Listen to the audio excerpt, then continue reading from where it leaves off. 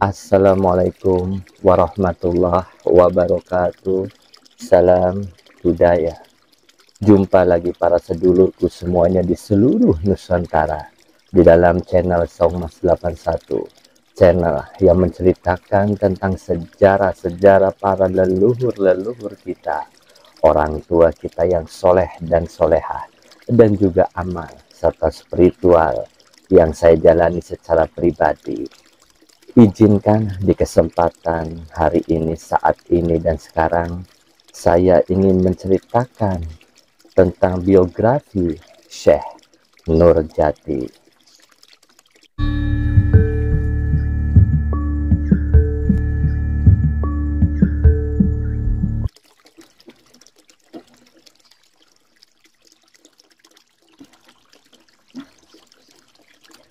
Apa kabar para sedulurku semuanya? Mugi-mugi para sedulur selalu diberikan kesehatan, waluya jati kelawan rahmat lan hidayah saking kersanipun Gusti Allah subhanallahu wa ta'ala. Amin amin ya robbal alamin. Bagi para sedulur yang sudah mensubscribe dan selalu komentar, like, share, dan mengaktifkan notifikasinya, saya pribadi mengucapkan matur kesuwun sangat. Terima kasih banyak. Mudah-mudahan rezeki para sedulur yang jauh didekatkan, yang di atas diturunkan, yang di bawah dinaikkan, dideraskan bagikan air jam-jam yang terus mengalir tiada henti. Amin amin ya robbal alamin. Baik para sedulur, bahwa sudah tidak rahasia umum lagi, dalam arti bukan rahasia umum lagi, bahwa ziarah paling mahal, ziarah wali paling mahal itu terdapat di kota Cirebon. Dan memang saya menyadari bahwa ziarah wali di kota Cirebon itu biayanya cukup mahal. Bahkan ketika di Gunung Jati mau ke makamnya beliau, Kanjeng Sinuhun Gunung Jati, di setiap belokan, di setiap pojok selalu ada kencelengan. Tidak apa-apa seperti itu, tidak jadi masalah, asalkan jangan memaksa.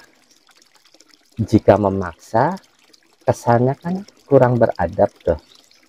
Jadi kita juga yang ingin bersedekah, yang ingin memberikan juga, kalau dipaksakan jadi nggak ikhlas. Seikhlasnya saja. Dari situ ada suatu cerita bahwa beliau berpesan, saya sampaikan kepada seluruh para sedulur yang suka berziarah para wali, terutama di kota Cirebon. Jika ingin berziarah kepada Kanjeng Sinuhun Gunung Jati, cukup di Masjid Dog Jumeneng ataupun di sekitar area situ saja. Beliau berpesan seperti itu. Kula kenwer, saya juga tahu sampean dugi teng mriki, datang ke sini untuk mendoakan kepada saya. Beliau berpesan seperti itu. Jadi tidak usah memaksakan untuk ke makamnya beliau. Kenapa makam beliau di atas? Itu kan sebuah siloka bahwa tingkatan keimanan kita, keyakinan kita kepada Gusti Allah Subhanahu wa taala sudah sampai belum setarafnya beliau. Kalau belum sampai, jangan berani sampai ke atas dulu. Mbok ya dasar dulu, tingkatannya naik-naik. Bukankah lawangnya juga ada berapa tahap di situ?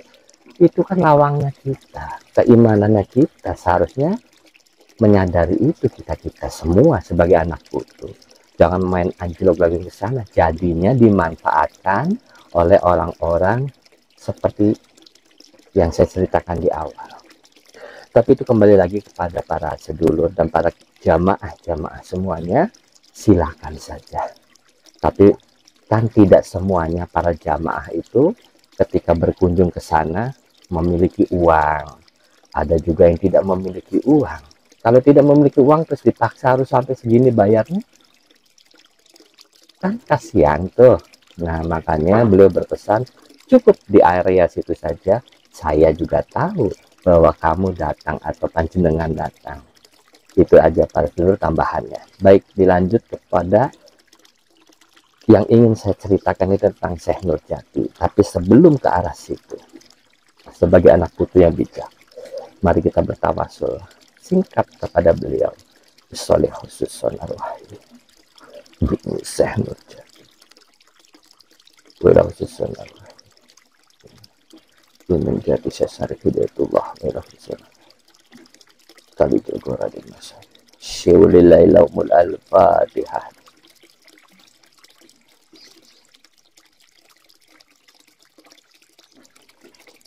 Amin, amin ya robbal alamin. Syekh Nurjati dikenal sebagai tokoh perintis dakwah Islam di wilayah Cirebon. Beliau menggunakan nama Syekh Nurjati pada saat berdakwah di wilayah Giri Amparan Jati yang lebih dikenal sekarang sebagai Gunung Jati, sebuah bukit kecil dari dua bukit yang berjarak 5 km dari Cirebon, tepatnya di Desa Astana Gunung Jati, Kabupaten Cirebon. Sebelum Syekh Nurjati dikenal dengan nama Syekh Datu Kafi atau Maulana Idofi Mahdi. Singkat ceritanya, Syekh Nurjati lahir di Semenanjung, Malaka. Setelah berusia dewasa, pergi ke Mekah untuk menuntut ilmu dan menunaikan ibadah haji. Syekh Nurjati pergi ke Baghdad dan menemukan jodohnya yang bernama Syarifah Halimah serta mempunyai putra dan putri. Dari Baghdad beliau pergi berdakwah sampai ke Pasambangan, bagian dari negeri Singapura, sekarang disebutnya Mertasinga, di wilayah Kabupaten Cirebon. Beliau wafat dan dimakamkan di Giri Amparan Jati. Banyak sekali naskah-naskah yang menceritakan tentang beliau, tapi ada satu naskah yang tidak menceritakan beliau, yaitu terbitan Brandes yang tidak menceritakan tentang Syekh Nurjati. Mangga para sedulur, kita lanjut ceritanya melalui video yang sudah saya siapkan untuk para sedulur semuanya di seluruh Nusantara. Bismillahirrahmanirrahim. Syekh Nurjati ketika lahir dikenal dengan nama Syekh Datu Kafi, putra dari Syekh Datu Ahmad, seorang ulama besar. Syekh Datu Ahmad, putra dari Maulana Isa yang juga berpengaruh pada zamannya. Syekh Datu Ahmad mempunyai adik yang bernama Syekh Datu Soleh, ayahanda dari Syekh Siti Jenar atau Abdul Jalil. Jadi Syekh Datu Kafi adalah saudara sepupu dari Syekh Siti Jenar. Maulana Isa adalah putra dari Abdul Qadir Kailani. Abdul Qadir Kailani adalah putra dari Amir Abdullah Khairuddin, keturunan Nabi Muhammad SAW, generasi ke-17 dari jalur Zainal Abidin.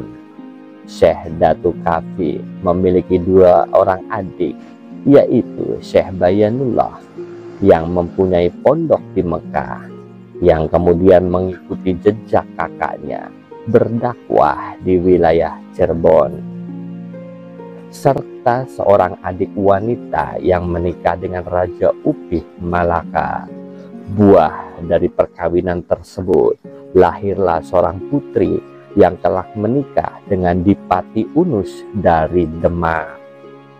Setelah menuntut ilmu di Mekah, Syekh Nurjati mencoba mengamalkan ilmu yang diperoleh dengan mengajarkannya di wilayah Baghdad. Di Baghdad, Syekh Nurjati menikah dengan Syarifah Halimah, putri dari Nurul Alim, Ali Nurul Alim, putra dari Jamaluddin Al-Husain dari Kamboja, yang merupakan putra dari Ahmad Syekh Jalaluddin, putra Amir Abdullah Khairuddin. Jadi Syekh Nurjati menikah dengan saudara secece.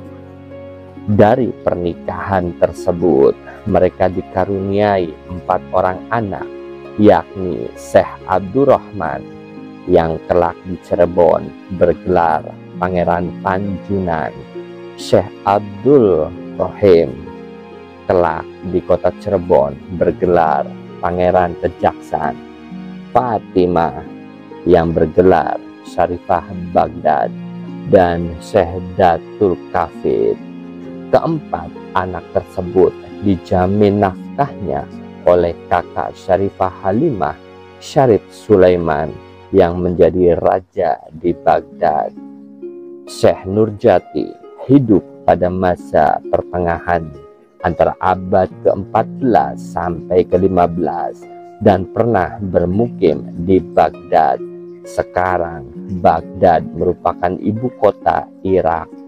Kondisi ekonomi sosial di Baghdad pada rentang abad 14 sampai dengan 15 sedang mengalami keemasan. Para filosof muslim mencapai puncak kejayaannya pada masa itu. Kondisi tersebut sangat memungkinkan ikut membentuk kekuasaan, keleluasaan fikir Syekh Nurjati. Alhamdulillah para sedulur, sudah kita saksikan tadi bersama-sama videonya tentang silsilah Syekh Nurjati. Di Baghdad, Syekh Nurjati hidup dan berumah tangga, menemukan jodohnya di situ seperti yang sudah diceritakan di dalam video tadi, dan mempunyai 4 orang putra dan putri. Setelah itu beliau diutus oleh Raja Baghdad untuk berdakwah di Pulau Jawa, serta beliau memohon kepada Gusti Allah Subhanahu wa Ta'ala menuruti hati nuraninya. Akhirnya beliau beserta istrinya berkelana untuk berdakwah dan meninggalkan anak-anaknya yang masih kecil ke Pulau Jawa. Dalam perjalanannya sampailah Syekh Nurjati di pelabuhan Muara Jati dengan penguasa pelabuhan atau syah bandarnya bernama Ki Gedeng Tapa atau Ki Gedeng Jumatan Jati. Sesampainya mereka di pelabuhan Muara Jati, Syarifah Halimah berganti nama menjadi Nyi Ratna Jatiningsih atau Nyi Rara Api. Sampai sini saja dulu ceritanya para sedulur. Insya Allah kelanjutannya akan saya sampaikan. Mudah-mudahan Allah meridhoi untuk saya menyampaikan. Mudah-mudahan bermakna dan menambah wawasan kita semua tentang sejarah Syekh Nurjati, para wali-wali yang lainnya, dan juga para penggede-penggede di tataran tanah Jawa, Sunda, Nusantara, Indonesia. Amin, amin ya robbal alamin. Bagi para sedulur yang sudah mensubscribe, kula ucapkan matur kesuwun sangat, kula pamit, kula mohon ampura jika ada munalan muni kula penyampaian saya yang kurang berkenan di hati para sedulur. Saya secara pribadi memohon ampura sedalam-dalamnya. Kula pamit. Assalamualaikum warahmatullahi wabarakatuh. Salam budaya.